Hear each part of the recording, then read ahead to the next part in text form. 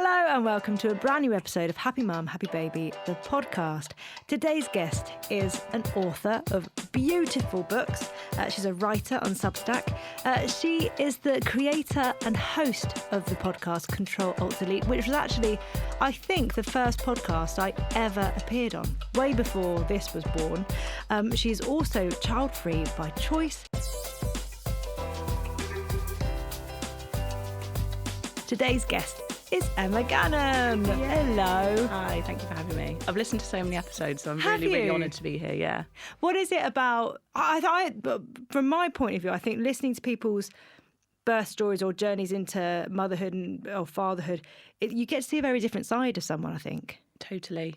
Like with all my friends that have had kids, they try and gloss over their birth story, like, and then this happened, and I'm like, no, go back. I want to know like every 5 seconds of it. Really? Yeah, I find it fascinating. I love it. A lot of people come over and say that they listen but they don't have children, but they'd like to listen to it. Yeah, and I think I just love family dynamics and I love relationships. I love when I think you have pairs on sometimes, don't you? Yeah. Like the mum and the dad. Love that.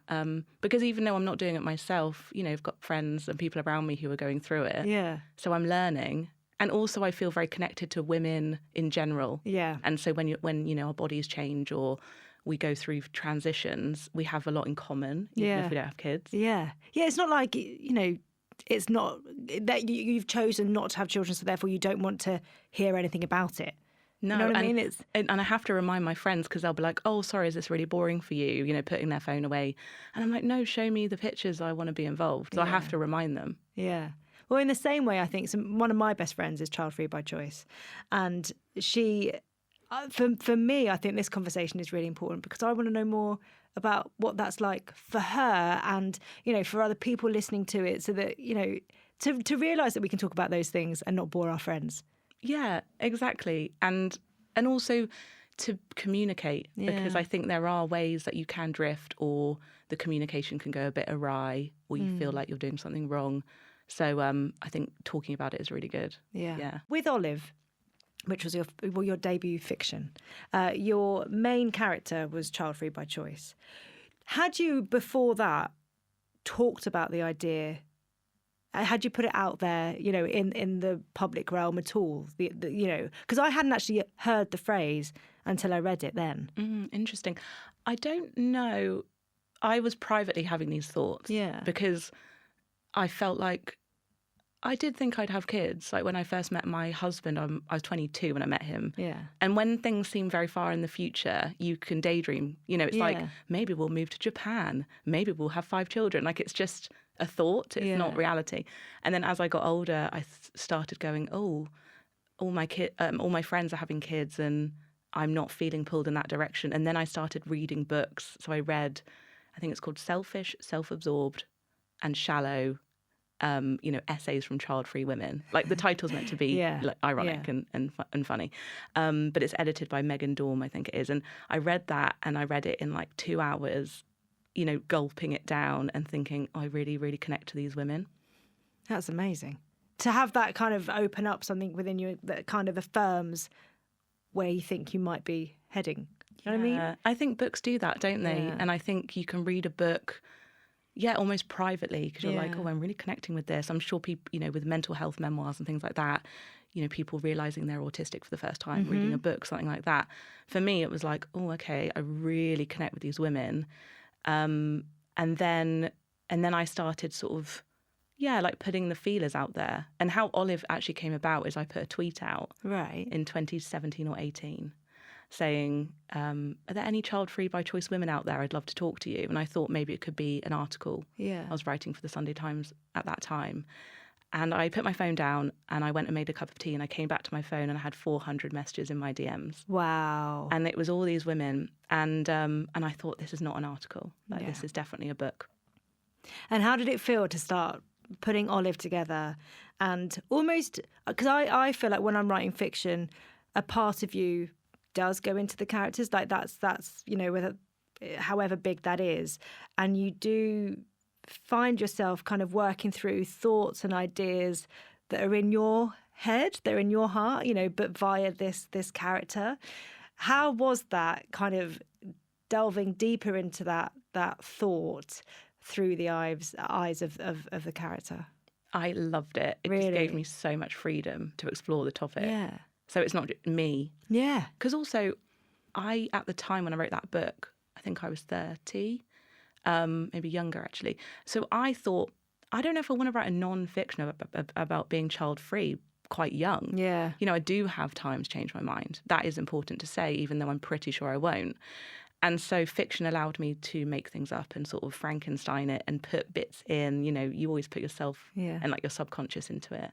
And they're all based on my friends. It's all based on me. It's funny that it's got like a woman with long, dark brown hair on the cover just to like the opposite. Yeah, it's she's like, got brown eyes. It surely can't be me.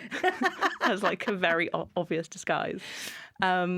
So yeah, fiction allowed me also to put in the really unlikable parts of myself. Yeah. People have said Olive is quite unlikable at times. I think all the characters are unlikable at times because we all can be. She's also quite endearing, I think.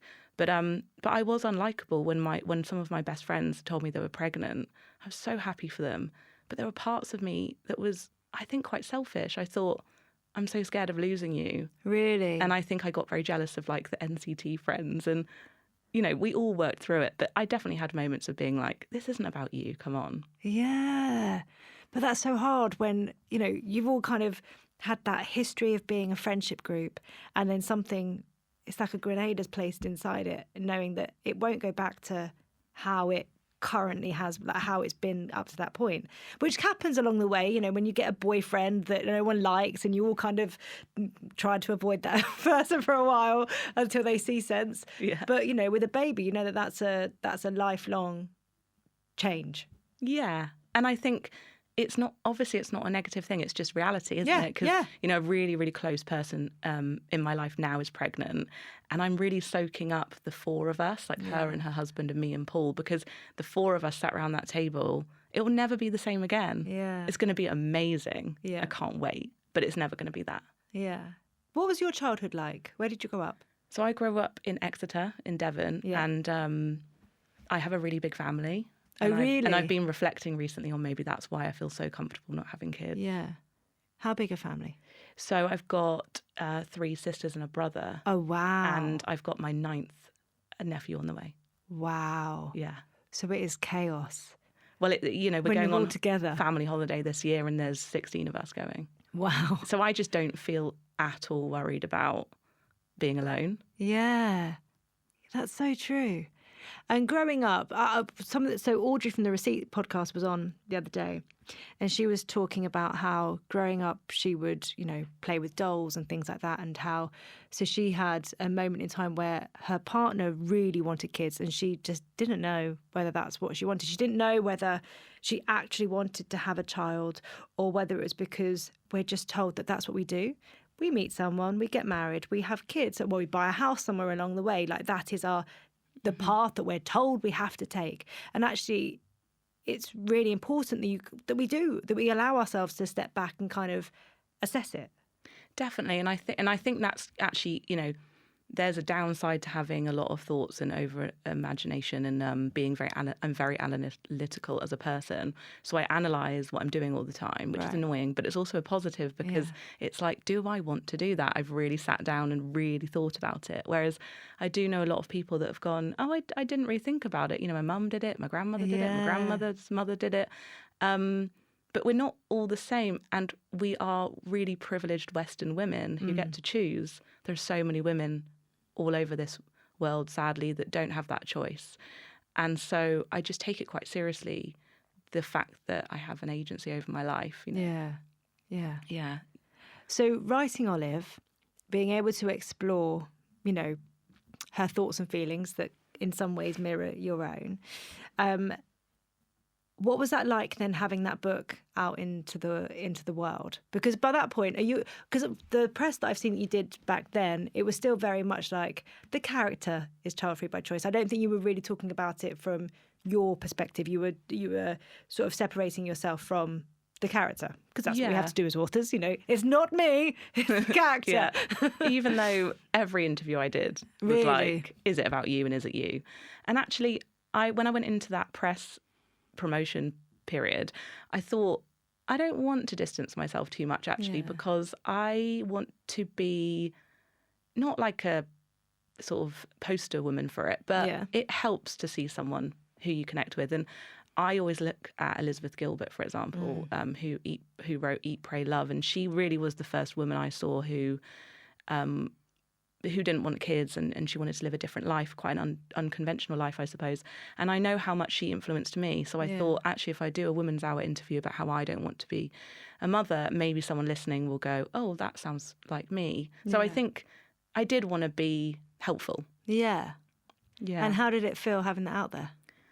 It felt great. I mean, I've got to say, it came out in 2020 during the pandemic. We had so many plans lined up. It was HarperCollins are an incredible publisher. They really, we really had some good plans. I was going to do loads of festivals, and I was really excited to meet other child-free women. Yeah. Selfishly, I kind of wrote the book for a community I wanted. Yeah. And I'd never seen a novel with a child-free by choice character at the heart of it. So that's sort of why I wrote it as well.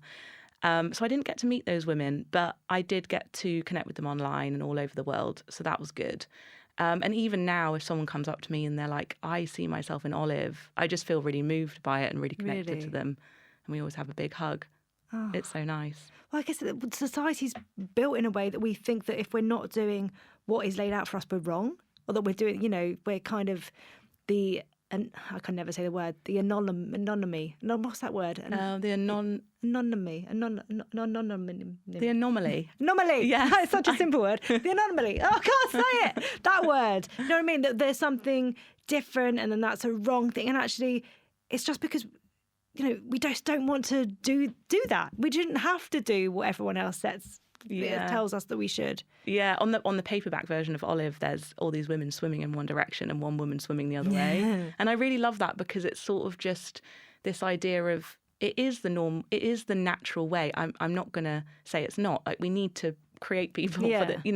It is nature. Yeah. Nature actually wants us to procreate, and my body, sometimes I'm like, oh, it was sort of made to, that's why I have boobs. Like, there is a part of the biology that's like, I'm going against nature in some ways. Yeah. And I'm very aware of that. So, but I think I'm interested in, with all my books, how to maybe look at the culture we're born into and maybe sort of look at it and say, what bits do I want and what bits do I don't? Yeah. It's the same even with drinking culture. Yeah. If you're at a party and you say you don't drink, everyone's like, oh, why? What's wrong? Yeah. And it's the same with being child-free. It's just, you are the anomaly. Yeah. So you had the book out there, but what about when you started telling people around you, like the most obviously important person, your husband? Well, we are so lucky in the way that we've kind of grown together. Yeah. When we met 12 years ago, we were just, early 20s, didn't know what we wanted. And I think, that kind of visual of like two tree branches either growing in tandem or they grow apart. Yeah. And we could have broken up because, well, this is the start of Olive. Yeah. A novel is a what if, isn't it? It's like, what if my life went differently? So, in Olive, it's like the boyfriend wants a kid and Olive doesn't. In my situation, me and Paul don't want to do it. But that's luck, really. Yeah. It could have been very different. Can you remember when you had that initial chat about it not being, because you said earlier about how, when you first met Paul, you thought, well, maybe this is, just because that's the way that society tells you that life is going to go. Yeah, I to be honest, I don't think we ever had a conversation. Oh, really? No, it wasn't like a let's sit down and talk about it. It was sort of little things like his brother has little kids and they're amazing. I love them. I love being an auntie, I've got to say. I think there's such a good role in society for that.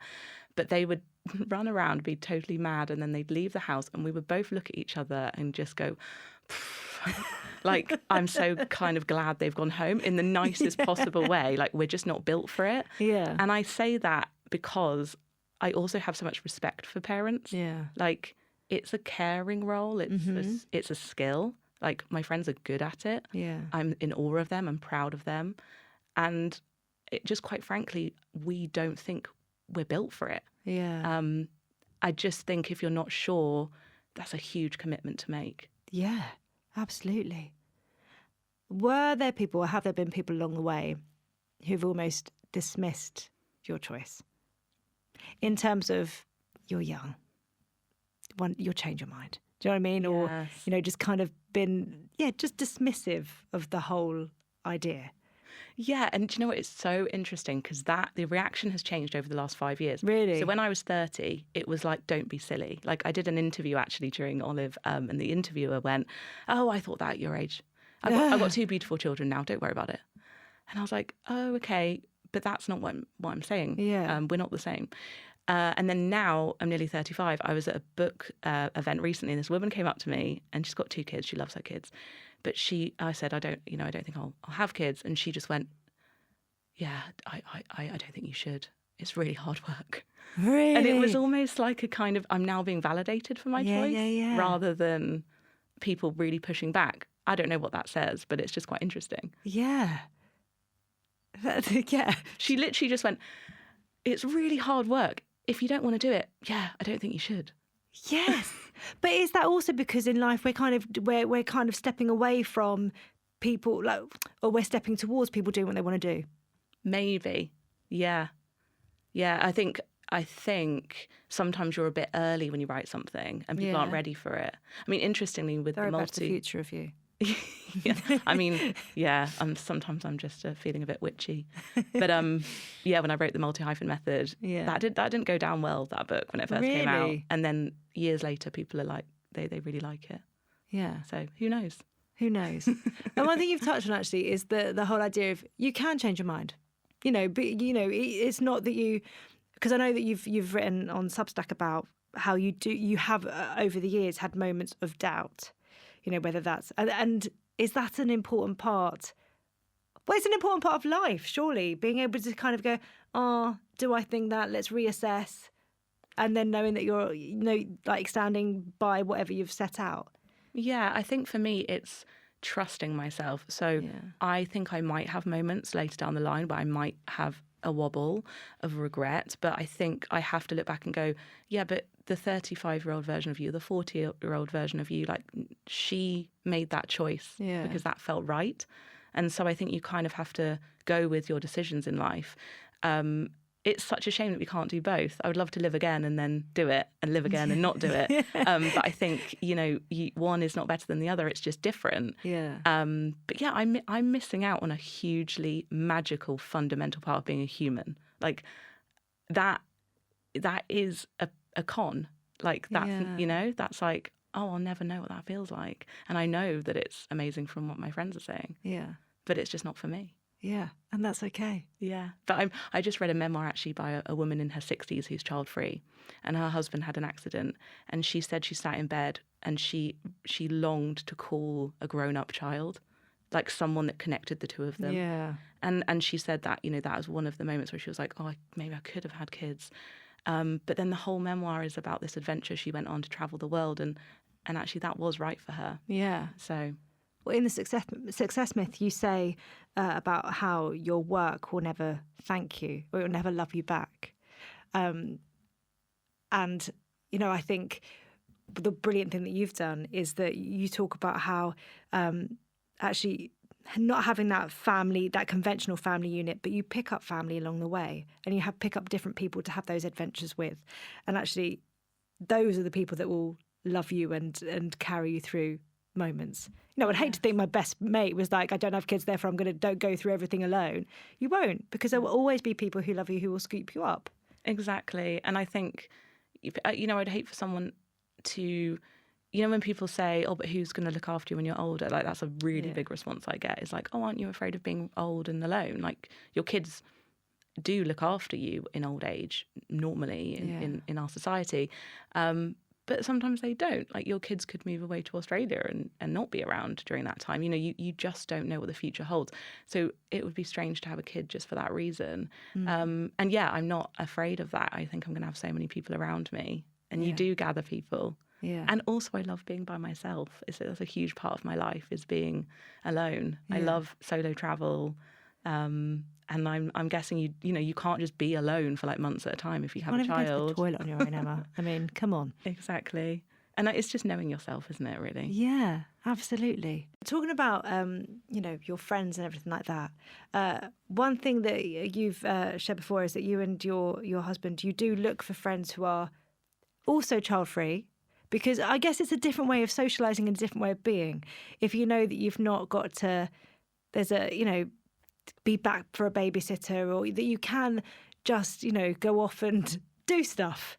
Yeah, definitely. I think not that you seek people out and go, oh no, you've got a child, you cannot come into the inner set. No, definitely not. I mean, yeah, like I said, some of my closest friends, like New Year's Eve last year, we all were staying up and their toddler came out and like danced with us while we were watching Jules Holland and like couldn't sleep and joined in, and it was like, this is different, but this is so nice. Yeah. But I do seek out child-free friends because we just have more time, quite frankly.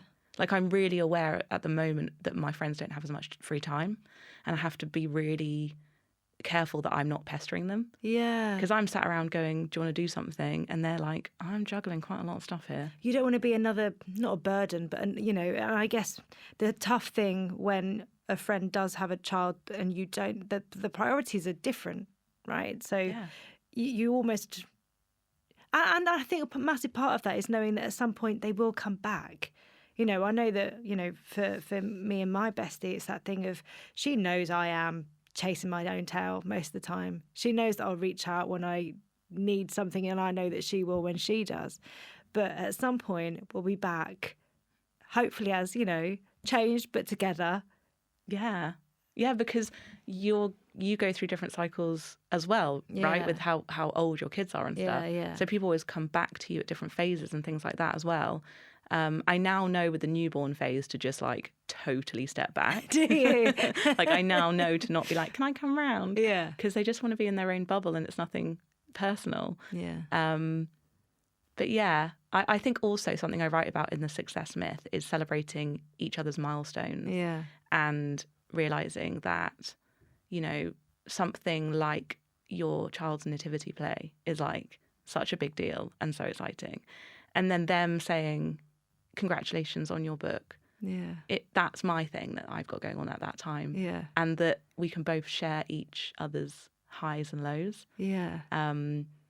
Because I think sometimes child-free people get a little bit of a reputation of like, oh, you're just gallivanting around town and you don't have any problems. And I think I feel very seen when my friends with kids are like, are you okay?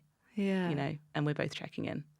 Have you felt that, is there a stigma attached to, well, I feel like for a long time with women, the choice was have children or have a career. And it's almost, she chose to follow her career.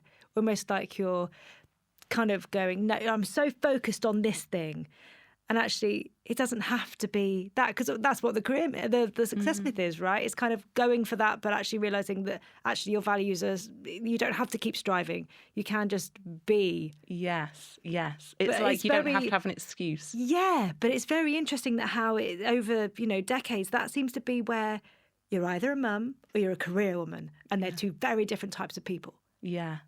But I guess I kind of have to also admit, though, that my career is a massive part. So it's like, although I don't feel like I'm falling into that trap of the woman in the pencil skirt and heels, like off to get my career. Do have a red lip today. But, I don't worry about having stuff to fill my time with because I'm a writer, so everything's interesting to me. Yeah. So I've got to say that is a big part for me of why I don't want kids, is like, I've got some other stuff I want to do. But then when I interviewed a lot of women about this, because the media want to always ask me why, like, is it because of climate change? Is it because childcare in this country is awful? Is it because of mental health things? Is it financial? It's like, it is all those things for a lot of women. But for some women, it's just they don't want to. Yeah. There's no career, there's no reason. It's just, not for me. And that was the most common response I got from women, was just like, I don't have a reason. Yeah. And I kind of love that. I do feel like there's a thing where there's been almost like if you ask someone if they don't have kids and it's a no thing, and they say, no, I don't want them, it's been portrayed before where that's a conversation end. You know what I mean? You're like, Whereas actually, it's like you saying that you listen to this podcast. We're all women. And we all have so much to talk about. And just because you don't experience something doesn't mean that you can't talk about it. And in the same way, I love talking to my friends about the adventures that they go on without kids. You know what I mean? I'm kind of living vicariously through them of the adventures that they go on and stuff. Not that she just gallivants and, you know, but in the same way, I think you can respect and honour each other's lives and all the differences that come with that. Definitely, for sure. And that you know, I have such great conversations in that way. And also a lot of women who have kids have read Olive and they were like, I really enjoyed it. Yeah. And you know, that I think it's all about connection and bringing people together. We have so much more in common than we don't.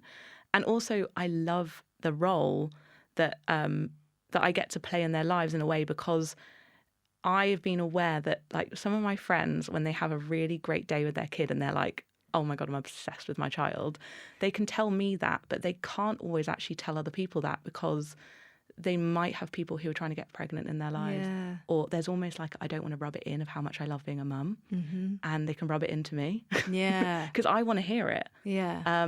So it's almost this like neutral, safe space, Yeah. I feel, if you don't have kids. And I'm obviously really aware that not wanting kids is different from not being able to have kids. Yeah. So because it's a choice, I'm just like, yeah, tell me everything. I like her inquisitivity about it all. Yeah, no, I love it.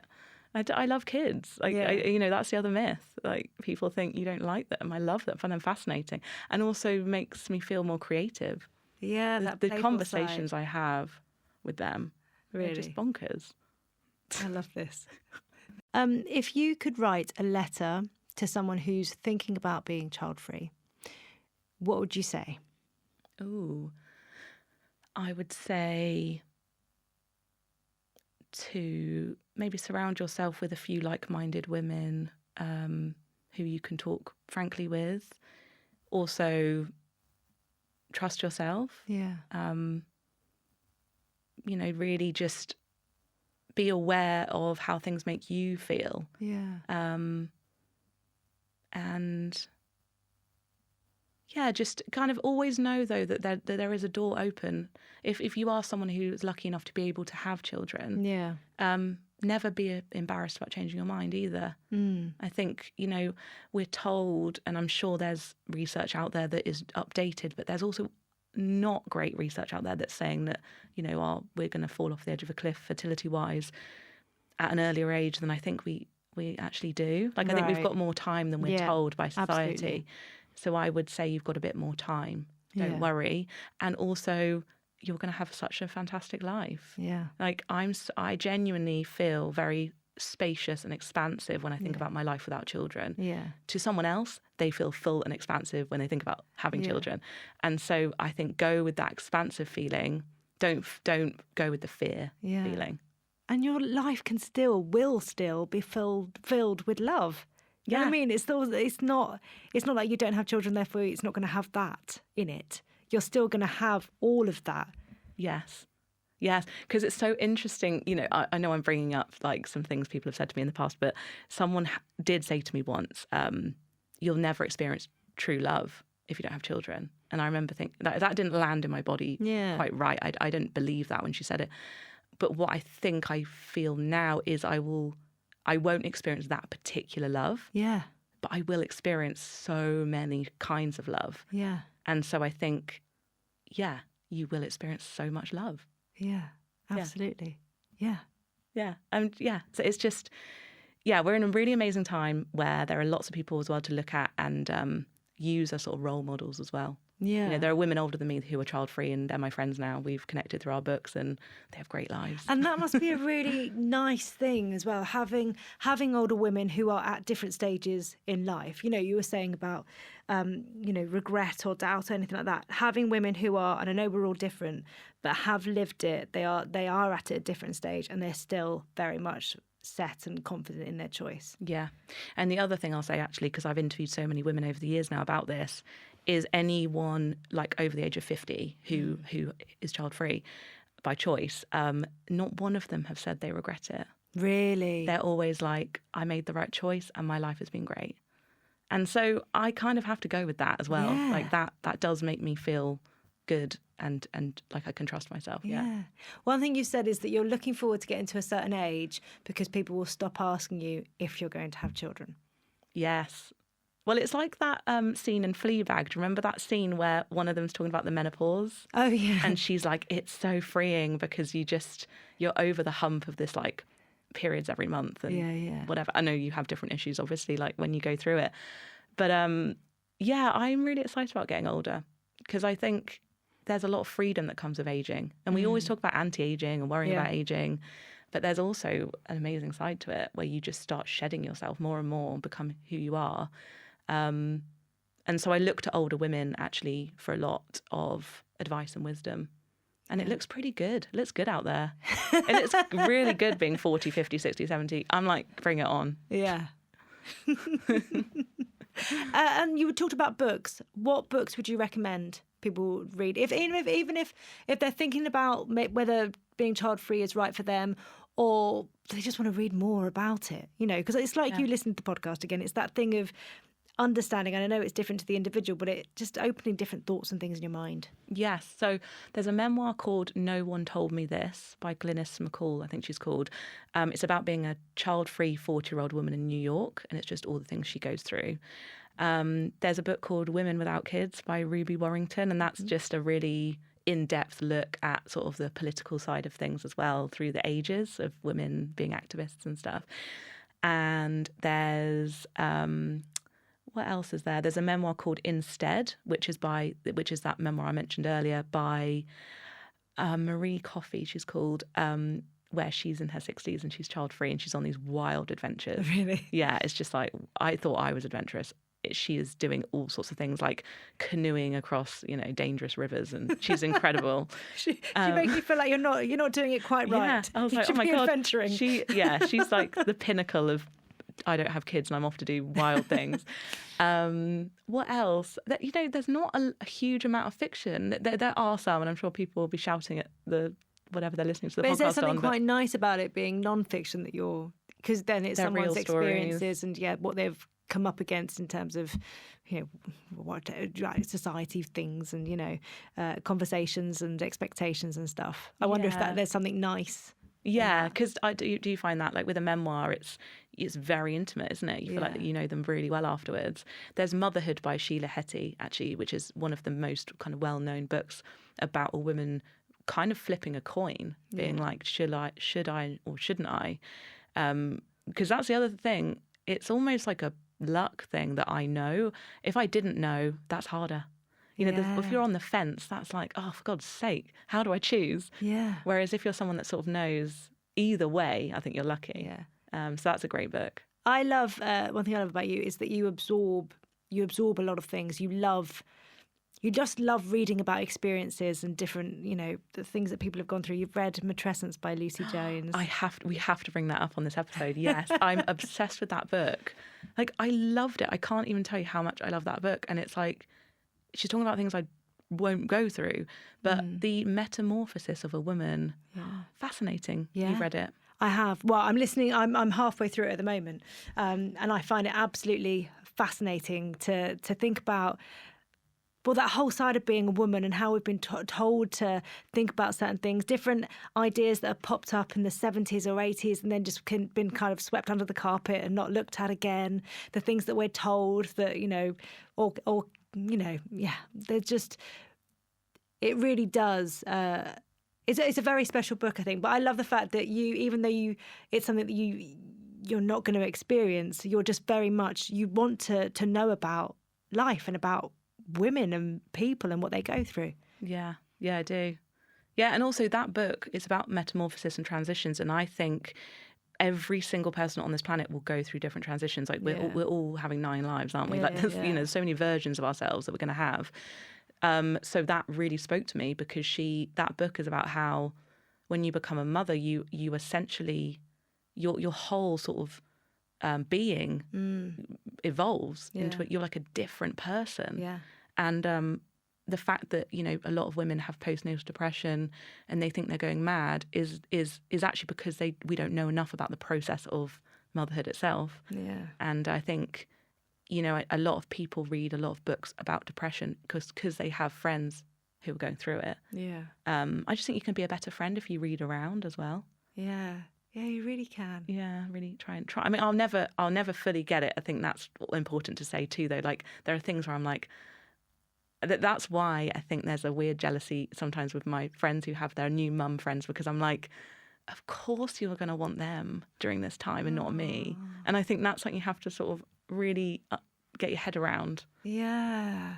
That they'll come back. And I understand. Yes, because there is such a rawness and a vulnerability that comes with it. But I think possibly for some women there's this sense of, I want to have it all together. Like, I know with my, the people that were my sort of close-knit friends when I had my first, I remember them coming over one day and me wanting to have my makeup on, be dressed right, all this stuff. And for them, they didn't care. They were just there to see me. But I wanted it to seem like I had my shit together, and to be that super mum. And it's very hard, I think, to let that, all the things that you think you should be, go. Yeah, I can imagine. But if you've been through anything hard, like grief or even, chronic burnout, whatever it is, like, we all know what it's like to like live in a fleece and have stains down your top and watch, exactly that. Love is Blind. And all seasons. But I think when you're in anything, you can kind of forget that those people that are in your life, they're there because they love you and they want to see you in any way that you are, because they want to help you through it. Definitely. And I know we haven't spoken at all really about social media, but I feel like that I find fascinating in terms of the way motherhood is branded and how we have so much more information now, which is great. But then we also have the shiny version of it. Yeah. Like, the kind of oatmeal linens of like the Earth Mother who does nothing wrong. I thought my motherhood journey was going to be all crisp white sheets, big smiles, lying in bed on a Sunday morning, and I feel like I was sold a lie. It's but in any way, I think we all look at different things on social media and kind of go, well, that's what that's going to be, and then we get there and it's not quite what it was, what we thought it would be. And I think it's important to keep having conversations, which I think, whether that's going into motherhood or deciding to be child-free, it's so important to keep having these conversations, because we can feel like we're having them and they're being heard. But actually, there's always new generations. There's always new people coming into, into that part of life, that stage of life where they're deciding what they want to do. Yeah. And you've done an incredible thing with this podcast, because you've got a whole back catalogue of real conversations. I think you've done something incredible, because I'm sure people sat at home being lonely and confused. A podcast can fill that gap. So, yeah. As someone who doesn't have children, I mean, outside looking in on women who have decided to have children, is it strange to think that those women would feel lonely? Because I find it, I heard something the other day where I think it's something like 94% of women feel lonely when they first have a baby. Is that, and I heard that and I was like, well, yeah. But is that a fact that to you might sound, what do you mean? You've got your baby and, or is it like a... No, I always could really imagine that. Really? Yeah. There's nothing lonelier than waking up at 3 a.m. Yeah. Even if you don't have kids. Yeah. If you can't sleep. Yeah. And the world's asleep and you're awake. So I could imagine that. And I could also imagine, with the Matrescence book, Lucy Jones spells it out really well as well, around how you've just been through something really traumatic. And I think someone compared like having a cesarean to basically like being in a car accident, the amount of surgery you've had. And then you're expected to hobble home with basically no support. Yeah. And also be alone. Like, as a society, which is funny because I don't have kids, but I feel so passionately about society looking after mothers more. Yeah. And like them having an infrastructure. Even the fact that you can't pick your kids up from school because the working day doesn't tally up with like what's going on with that. So I think as an outsider looking in, it's almost like this is like the network that we could have, is people without kids could try and help. Yeah. That's how I see it. Yeah. Everyone working together. Yeah. And also like my friends just had a baby actually, and I just said, look, if you want to go and get your nails done, Like, I'll go for a walk with the pram. Yeah. And like, I think we've lost that We've community lost the spirit. village. We totally have. Yeah. We're doing everything in such an isolated way now. Whereas when we aren't, where we grew up and have our families around, it's so important that our chosen family are there. Yeah. That we can, and that we allow people to be there. Yeah, and I think actually that's the challenge at the moment is me trying to communicate to my friends like I am here, and they see it as a lovely gesture. Yeah. But them taking me up on it is a different story because of that embedded guilt of like, I must do everything. Yeah. So I'm really trying to be like, please, can I take over even for an hour? And that's been tricky. And that must be hard for you because you must be like, I love you and I do love children. I will love your child. Let me do this thing for you. Yeah. Because it's so funny. Like, they're such an extension. Yeah. It's like, I know them because they're part of you. Yeah. It's wild. I love it. Yeah. So we end the podcast with a couple of sentences. And one of them is, if I could tell you one thing, it would be. Who's this directed to? Anyone you want. Okay. That